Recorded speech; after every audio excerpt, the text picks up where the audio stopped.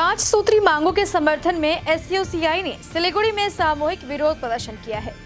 आज एसयूसीआई दार्जिलिंग जिला कमेटी ने सिलीगुड़ी के बाघाजतीन पार्क से एक रैली निकाली, जहां एसयूसीआई के सदस्य हाथों में फेस्टून और प्ले कार्ड लेकर रैली में शामिल हुए। उन्होंने मुख्य रूप से राष्ट्रीय शिक्षा नीति को रद्द करने, बिजली बिल में कमी, किसानों के लिए एमएसपी लागू करने और महिला दुर्व्यवहार को रोकने सहित राज्य और केंद्रीय भ्रष्टाचार के खिलाफ उक्त रैली निकाली। इसके बाद वे सिलीगुड़ी महकमा शासक कार्यालय पहुंचे और विरोध प्रदर्शन करने के साथ ही एक ज्ञापन भी सौंपा।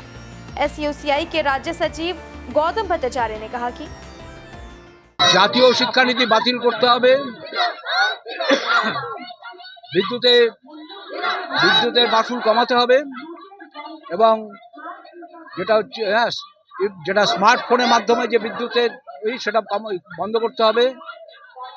কৃষকদের এমএসপি চালু করতে হবে এবং যে দুর্নীতি, যেটা আকাশ ছোঁয়া দুর্নীতি কেন্দ্রীয় রাজ্য সরকারের, সেটা বন্ধ করতে হবে। নারী নির্যাতন বন্ধ করতে হবে। এই দাবিগুলোকে নিয়ে আমরা আজকে এই মিছিল করছি। এসডিও অফিসে আমরা ডেপুটেশন করছি।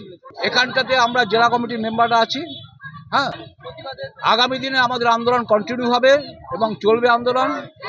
আপনারা সকলেই দেখতে পাচ্ছেন যে সামনে লোকসভা নির্বাচন এবং কেন্দ্র এবং রাজ্য সরকারের যে আকাশ ছোঁয়া দুর্নীতি আজকে মানুষ দেখছে, নেতাদের চরিত্র, এবং এরাই যদি ক্ষমতায় যায় তাহলে মানুষের অবস্থা আরও খারাপ হবে।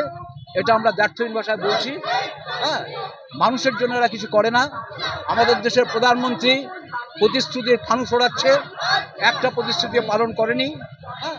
আপনারা সেটা লক্ষ্য করেছেন। এর বিরুদ্ধে আমাদের প্রতিবাদ।